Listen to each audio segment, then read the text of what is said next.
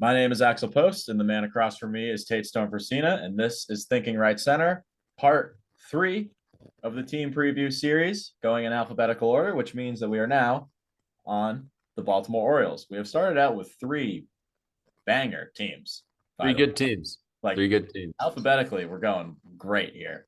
Yeah. So, what they have lost so far to free agency, they have lost innings eater Kyle Gibson, hmm Jack Flaherty, who they got at the deadline anyway, Aaron Hicks, who weirdly played very well for them, Adam Frazier, who cares, Shintaro Fujinami, a devastating blow, Oh, and Jorge Lopez, who they got traded him 2022 to the the Twins, Twins. and then got released by the Twins, and then picked up by the Orioles, and something I don't know.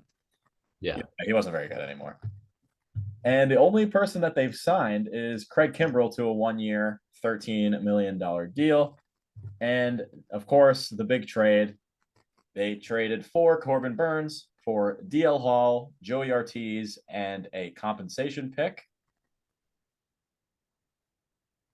Weirdly slow until it wasn't for the Orioles. Yeah. Yeah.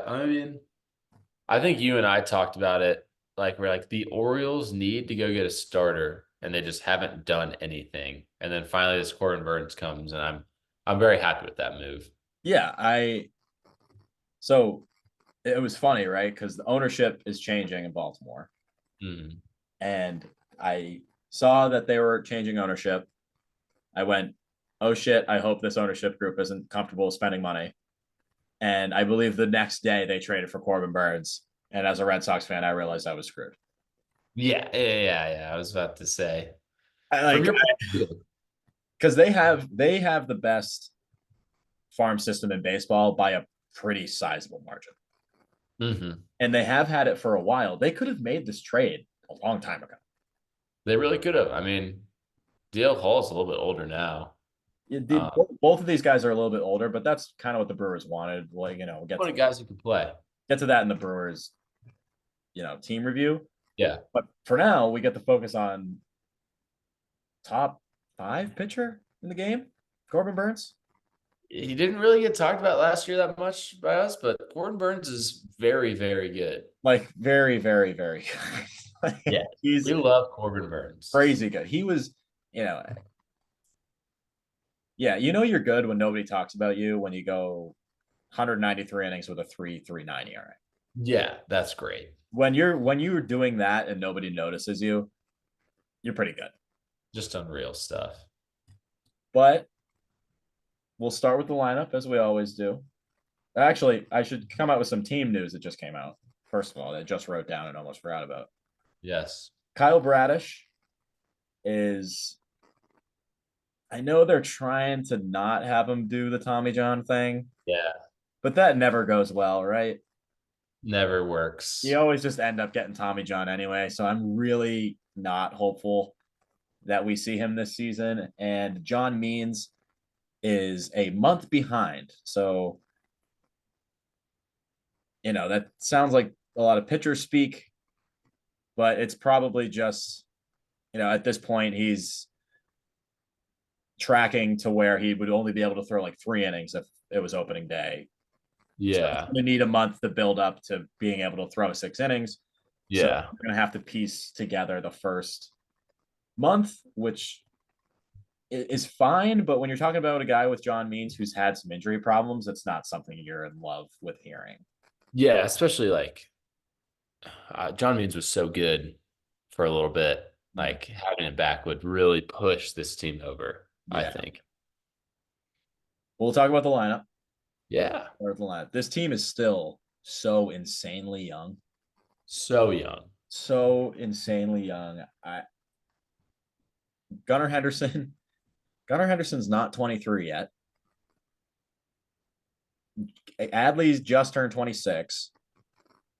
The only two, or they have some older guys, older guys. Santander's not 30 yet. And I'm like, he's old for this team. No way. Yeah, I thought he was. Yeah.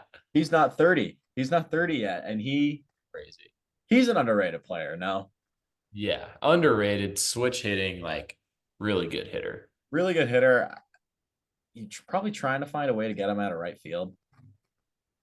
Yeah. He doesn't move particularly great over there, but he also hit 28 home runs last season. So you're living with that. Austin Hayes is, we talked last episode about how Orlando Arcia is, the 15th best Yeah. shortstop. You can make it, Austin Hayes is like the 15th best, like left/right fielder kind of a thing. Yeah, exactly. Like Austin Hayes is like solid. But it's very valuable. You know what you're going to get from Austin Hayes. You get Yeah. mid 700s OPS. He's going to hit like 260, 270 with Yep. going to almost probably, how many home runs did he have last year? 16? Yeah. He's going to hit like 15 to 17 home runs and you're going to call it a day. He's gonna play good defense. Cedric Mullins is a guy I'm super high on this We year. love that. We love Cedric Mullins. Campbell. Jesus, that's hard. Campbell. Yeah. There we go. Campbell. I think he got hurt at the beginning of last year. I forget exactly what the injury was, but you saw he comes back off the injury and immediately saw his batted ball data like decline. He wasn't hitting the ball as hard. His approach seemed all off. So I think he came back from injury a little bit too soon and just Yeah.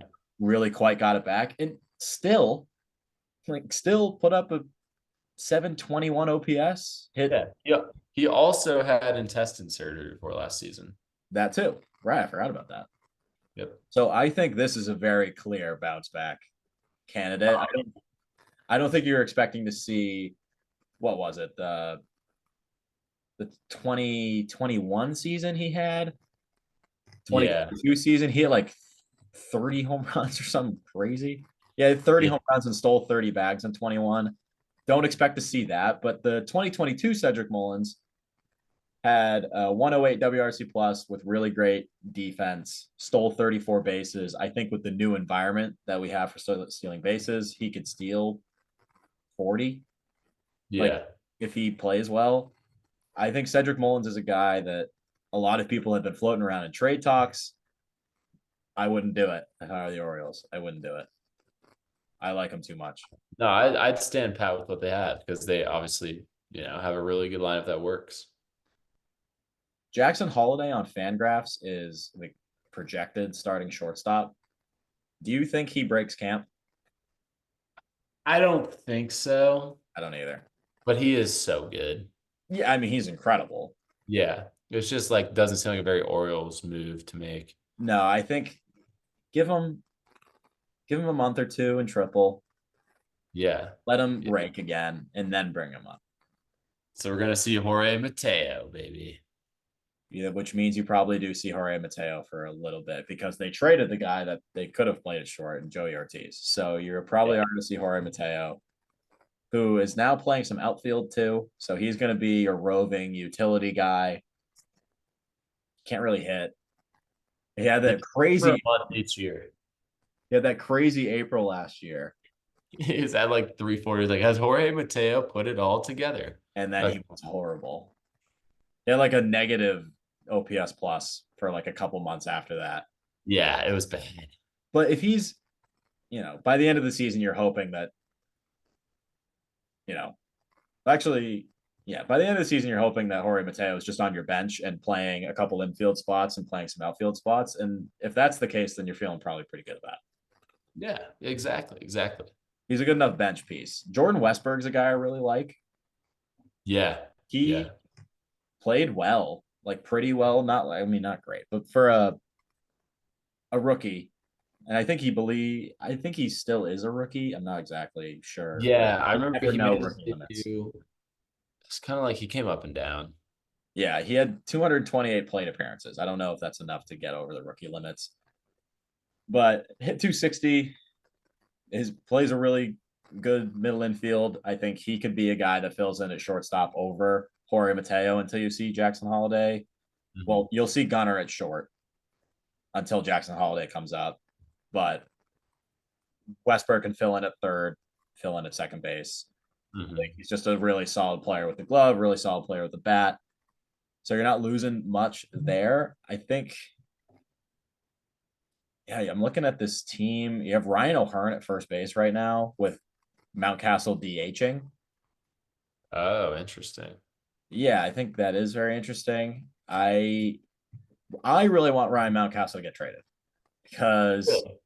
yes, because not because I want the Orioles to do better, because I think the best version of their team is with Ryan Mountcastle, but I want to see him go to like Fenway where he can pull the Right. ball, actually hit Yeah, it. the left field fence at Camden Yards is an atrocity. It's awful. I hate it so much. Yeah. But like he only hit 18 home runs last year. Yeah. And he probably should have hit some more. Yeah, like almost certainly should have hit more. There is a huge backup of prospects. So there, Heston Kjerstad and Colton Cowser are the two primary guys here. Heston Yeah. Kjerstad could be, he's working out at first base. Mm. I know that Ryan Hurd played really well last year. I don't know how much I'm buying it. Exactly. Yeah, Ryan Hearn's like kind of like that career, like whatever guy. I mean, I could definitely see like moving Santander to DH. Colton Cowser, I feel like should break with the team out of camp. That's funny because I think that Kjerstad is more likely to break with the team. Yeah, Kjerstad probably hitting wise more advanced. Yes, Cowser. Yeah, it's funny, right? Like, do you if Ryan O'Hearn goes back to not being very good, which I sort of think he might, Yep. you move Santander to DH, you move Mountcastle to first, and that's probably where you would plug in Cowser, or you leave Mountcastle at DH. Kjerstad goes and plays first, and you leave Santander in right field. I think Yeah. you have options here, two super exciting young players. I mean, Kjerstad is picked second overall, and Cowser was picked fifth overall. Yeah, they're both They're studs. both studs. They both are. They both should be in the majors. Hmm. They have nothing left to prove in Norfolk. Like they're Yeah, nothing left to prove there. But I do think that Kjerstad finds a way to make this team, and I think he breaks. I like it. I I've like been a that. fan. I've been a fan of him forever, though, so I am Got kind a of great swing. I watched him at Arkansas is where he went. Yeah, Arkansas. I watched him like he was nasty in college. Yeah, I think this team finds a way. The young players on this team, like there's just another wave of young players coming in. Exactly. And it's like, It's they crazy. don't really need to go out and get people. They can be patient. They have by the end of the season, Jackson Holliday is going to be their shortstop, and they're going to have two former number one prospects with Adley and Jackson Holliday. That's And special. honestly, Gunnar Henderson could have been the number one prospect on a couple people's boards as well. Yeah. I mean, it's rookie of the year for a reason, right? Yeah, right. And he's a guy, I think he hit 28 home runs last year. He has the power potential to hit, of course, 30 plus, but 35 plus. Flirt with that kind of approach. Oh, for The sure. the bench is very oatmeal. It's very boring. It's James McCann, Ramon Urias, Jorge Mateo, and Sam Hilliard. Sam Hilliard could put it together finally this year with the Orioles. Probably not. He swings and misses a lot, but when he hits the ball, he hits it hard. Yeah, so it's very milquetoast there. And then you have a rotation that I did feel really good about. Hmm. I did feel really good about the rotation when Kyle Bradish and John Means were in here. But now it is Corbin Burnes, ace, great. Grayson Rodriguez, budding star. Yep. Dean Creamer, Tyler Wells, Cole Irvin. Swerve and Cole Irvin. Yeah, Um, I mean, yeah, that's a tough one for rotation. yeah, Dean Kramer, not it for a three. yeah. I'm okay with him being your 4 or 5. Yeah, but for your three, For your 3, it's tough. and then obviously, who was the fourth name? Well, they have Cole Irvin. Yeah, who was the one before Cole Irvin? It was Tyler Wells, who I like. Yeah, Tyler was pretty good. Tyler Wells pretty good. He was a case of they had to manage his innings because he was used to being a reliever. Yeah, yeah, and he's got good stuff. He's got really good stuff. It's just a matter of if he can handle a starter's workload. Yeah, And with the injuries, at least at the start of the season, it looks like he's going to be forced to have to handle it, yeah, exactly. which isn't ideal. Like this, if this rotation was Corbin Burnes, Kyle Bradish, Grayson Rodriguez, Tyler Wells, and John Means, or some iteration of Dean Creamer, Tyler Wells, John Means to round it out, I'd be so much higher on them. But man, like it just sucks. Maybe John Means comes back in exactly a month and he looks great and it lengthens out the rotation. Yeah, yeah, But man, when you hear a guy is a month behind and coming off of injuries already, it's tough. And I think that Kyle Brash is just going to get Tommy John. yeah. He should. He should just do it. He should just do it because Yeah, these things never work out well. They'll try to delay it, and then it just delays your recovery, and you miss parts of next season as well. So I think they should just do it. And the bullpen, they was their only free agent signing was Craig Kimbrell. He's slotted in to be the closer for now. when is Bautista? What's his timeline? Done the whole year. Yeah, He had the surgery date. He had the surgery in October. yeah. He's screwed, which sucks because He's electric. yeah, I mean, he's So easily a dang. top three closer in Yeah, baseball. It could easily make a case he's one. he's literally untouchable. Yeah. But Kimbrell, people like to shit on Kimbrell, and probably rightfully so at this point. Yeah, He was still good last year. He threw 69 innings, nice, with a 3.26 ERA, struck out 94 still. yeah. But do you think he's the closer? Because Yainier Cano had a 2.11 ERA in 72 innings. No, with whatever he throws, his whirling dervish. Yes. I think he's very good. I don't think Kimbrel's like a long-term answer at closer anymore, just with like the way he's aged. Yeah, it just you feel like you're walking a tightrope because you never know if the command's going to be there. I Exactly. think Yeah. Cano ends up being the closer of this team, and Kimbrel ends up being the setup guy, like he was kind of in Philly. Yeah. Yeah. I agree with that. And then the rest of the bullpen, like Danny Columbi, is that how you pronounce his name? I think it's Columbi, Coulombe. It might be Coulombe. He is a lefty who throws. I think you might throw harder than Danny over here.